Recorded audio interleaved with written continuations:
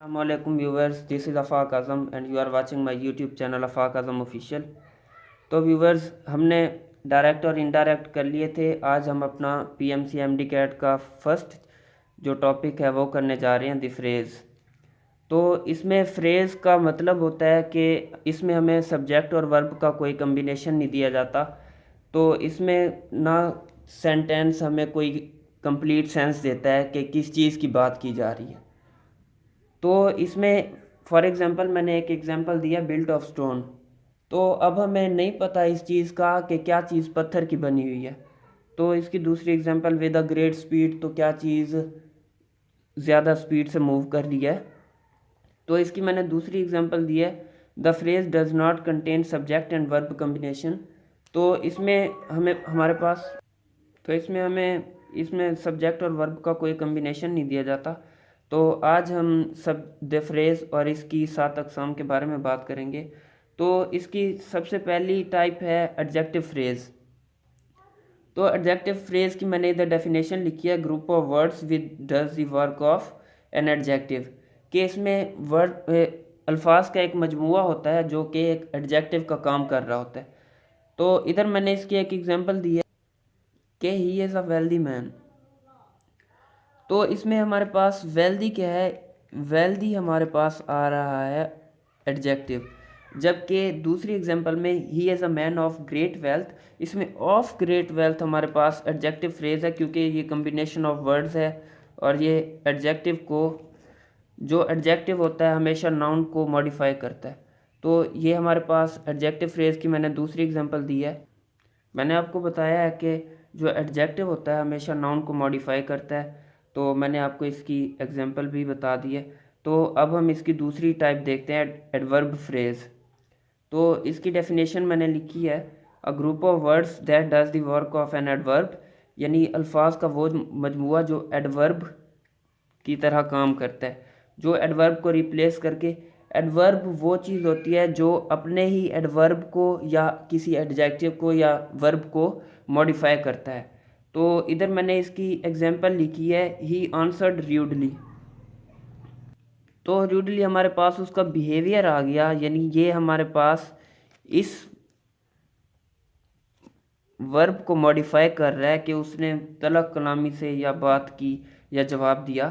तो ये हमारे पास र्यूडली आ गया एडवर्ब। तो जबकि इसकी दूसरी एग्जांपल में he answered in a rude manner, जबकि इन अ र्यूड मैनर हमारे पास ये कम्बिनेशन ऑफ वर्ड्स है, ये इसलिए हमारे पास बन गया एडवर्ब फ्रेज़।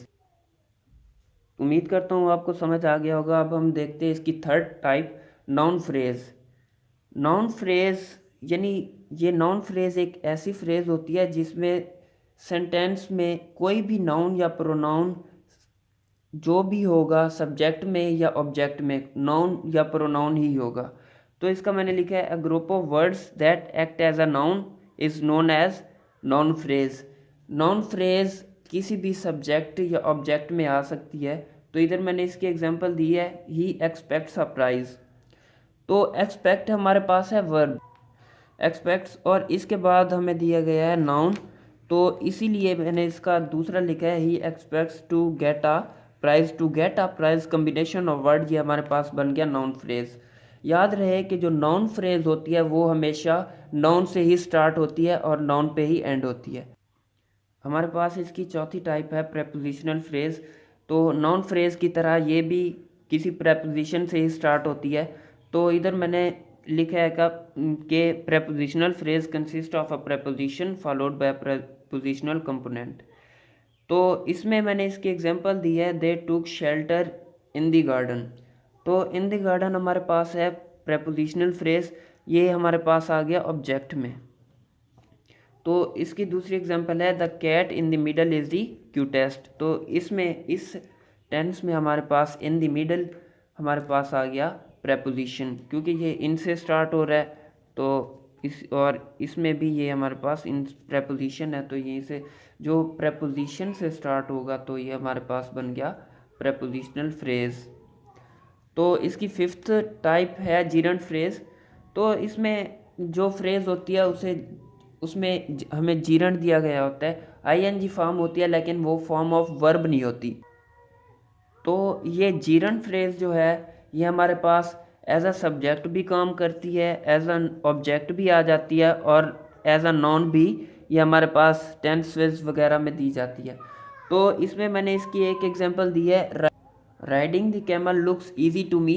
तो इसमें हमारे पास जो दी गई है जीरंड फ्रेज, तो राइडिंग द कैमल हमारे पास जीरंड फ्रेज दी गई है और ये हमारे पास एज अ सब्जेक्ट एक्ट कर रही है। तो इसमें इसकी मैंने दूसरी एग्जांपल दी है, he enjoys milking the cow. तो यानी वो दूध दोना इंजॉय करता है। तो इसमें हमारे पास milking the cow gerund phrase जो दी गई है हमारे पास एज एन ऑब्जेक्ट दी गई है। तो ये ऑब्जेक्ट एज अ ऑब्जेक्ट भी आ सकती है, एज अ सब्जेक्ट भी काम कर सकती है और एज अ नाउन भी हमारे पास दी जाती है। तो व्यूअर्स, अब हम बात करते हैं second last type of phrase जो कि हमारे पास इन्फिनेटिव फ्रेज। तो मैंने इधर इन्फिनेटिव फ्रेज की डेफिनेशन लिखी है, and infinitive is a verb form that begins with preposition to. यानी इन्फिनेटिव वो फॉर्म है जो कि हमेशा टू के साथ यानी टू से स्टार्ट होती है और इसके बाद हमेशा फर्स्ट फॉर्म ऑफ वर्ब लगाई जाती है। और ये जो प्रेपोजिशन फ्रेज होती है ये इंक्लूड करती है, यानी इसमें एक इन्फिनेटिव शामिल होता है और इसमें कोई भी मॉडिफायर दिया जाता है जो कि इन्फिनेटिव को मॉडिफाई करता है। तो इसकी मैंने एक एग्जांपल दी है, to use the northern lights in person is incredible. तो इसमें आप देख रहे हैं कि टू सी हमारे पास है इन्फिनेटिव, क्योंकि टू के बाद हमें फर्स्ट फॉर्म ऑफ वर्ब दी गई है तो ये हमारे पास इन्फिनेटिव बन गया। और द मॉडर्न लाइट्स, यहाँ तक जो हमारा टेंस बन रहा है ये बिल्कुल हमारे पास बन रही है इन्फिनेटिव फ्रेज। ये कम्बिनेशन ऑफ वर्ड्स है तो इसलिए हम इसे इन्फिनेटिव फ्रेज कहते हैं और ये टू से स्टार्ट हो रही है।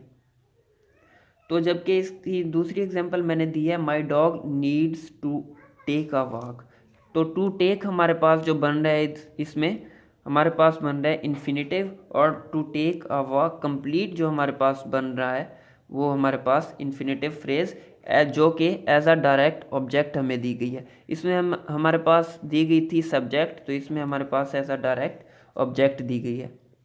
तो अब हम इसकी लास्ट टाइप देखते हैं जो कि है अपोजिट फ्रेज। तो एन अपोजिट इज नाउन और pronoun that replaces another noun और प्रोनाउन इन सेम वे।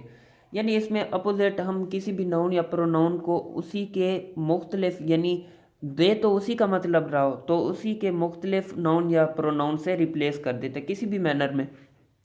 इधर मैंने इसकी एग्जांपल दिया है, the Quaid-e Azam the founder of Pakistan was born in Karachi.